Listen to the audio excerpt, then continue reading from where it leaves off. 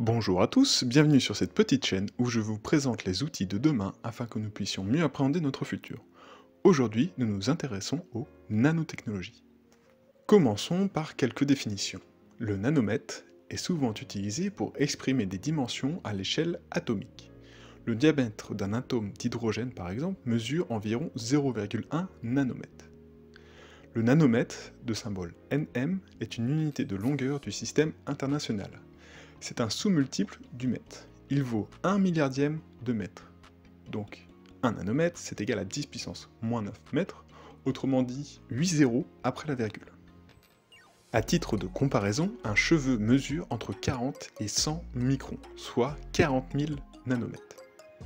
Les nanosciences et les nanotechnologies peuvent être définies au minimum comme l'ensemble des études et des procédés de fabrication, de manipulation, des structures, qu'elles soient physiques, chimiques ou biologiques, de dispositifs et de systèmes matériels à l'échelle du nanomètre, qui est l'unité la plus proche de la distance entre deux atomes.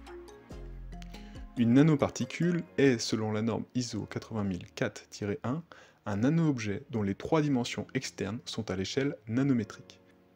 C'est-à-dire une particule dont le diamètre nominal est inférieur à 100 nanomètres environ. Ainsi, les nanotechnologies permettent de manipuler les atomes et les molécules individuellement pour créer de nouveaux matériaux, structures et objets avec des propriétés uniques. Nous avons par exemple les nanotubes de carbone, bien qu'encore au stade expérimental, ils confèrent des propriétés de légèreté et de résistance à des articles de sport, comme par exemple les raquettes de tennis, ou bien encore des gilets pare-balles. Cela pourrait aussi être la conductivité ou l'élasticité ou autre d'un matériau.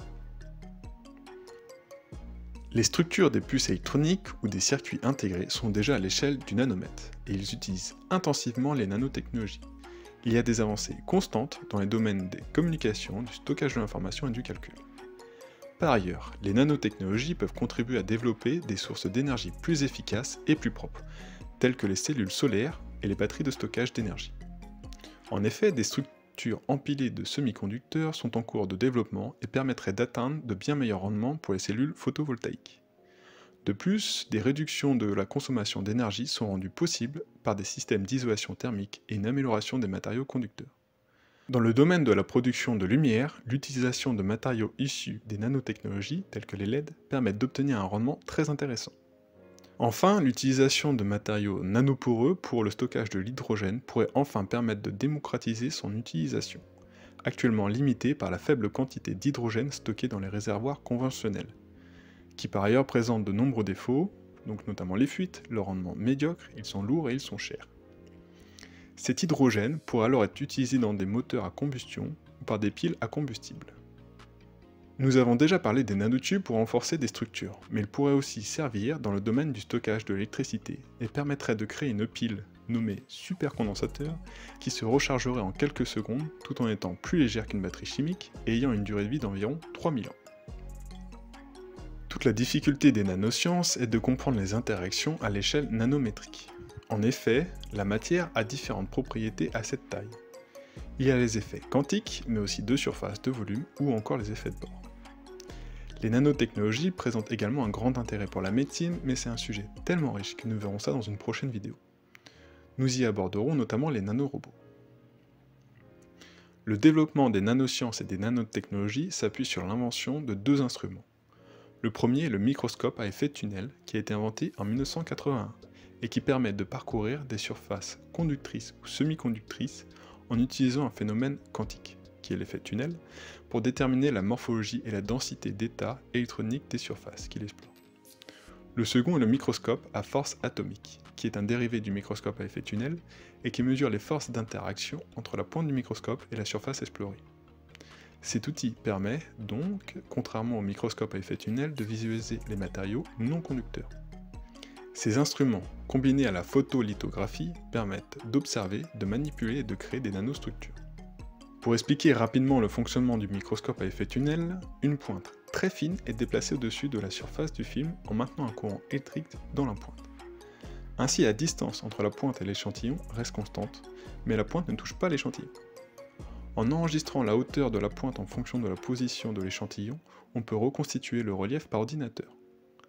Les mesures sont le plus souvent réalisées dans une enceinte ultra vide afin de s'affranchir des éventuelles contaminations de la surface par l'atmosphère résiduelle. Si la pointe est suffisamment fine, donc une micro-pointe de quelques angstroms, et un angstrom c'est 0,1 nanomètre, le relief observé peut avoir la résolution atomique. L'image obtenue est de très petites dimensions, de l'ordre de quelques microns à 150 microns maximum. Pour rappel, un cheveu, c'est 40 à 100 microns.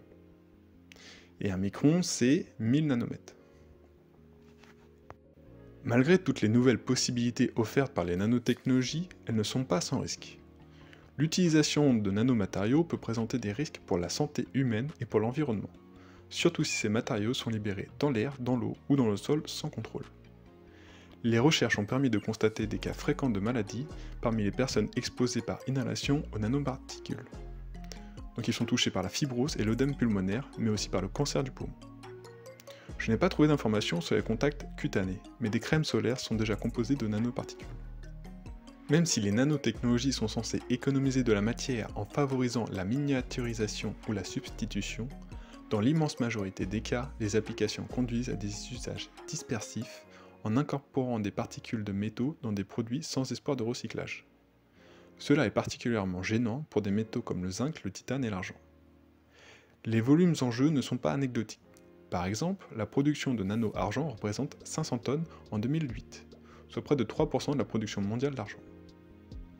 De plus, comme ce sont des matériaux avec des propriétés particulières, comme par exemple une grande résistance mécanique, cela complexifie leur recyclage. En résumé, les nanotechnologies offrent un éventail impressionnant de possibilités dans de nombreux domaines, mais leur utilisation nécessite une approche prudente pour maximiser les avantages tout en réduisant les risques potentiels. J'espère que cette vidéo vous a plu, si c'est le cas n'hésitez pas à la partager, à laisser un commentaire et à mettre un pouce en l'air comme vous le rappellent tous les youtubeurs.